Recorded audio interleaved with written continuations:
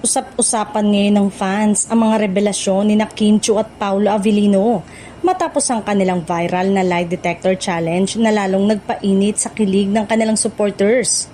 Sa naturang segment, ibinahagi ni Kim na naniniwala siyang magiging mabuting asawa o partner si Paolo sa tunay na buhay.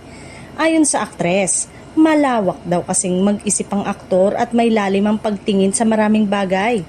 Dahilan para makita niya itong may magandang katangian bilang partner.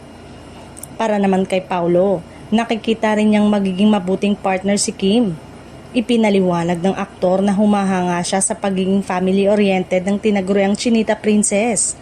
Bagay na mahalaga umano sa kanya pagdating sa relasyon at sa pagbuo ng sariling pamilya balang araw.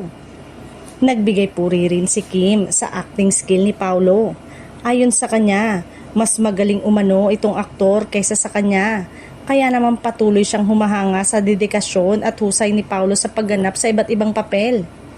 Sa isa pang tanong kung type ba niya si Paolo bilang lalaki, lie ang isinagot ni Kim ngunit hindi ito pumasa sa lie detector test. Paliwanag ng aktres, nilaro lamang daw niya ang lie detector machine. Bagay na lalo pang nagpakilig sa fans dahil tila nagpapahiwatig itong may espesyal na pagtingin siya sa aktor. Samantala, diretsahan namang inamin ni Paolo na si Kim ang tipo niyang babae. Inokray naman siya ni Kim at pabirong sinabi na sanay na siyang masaktan.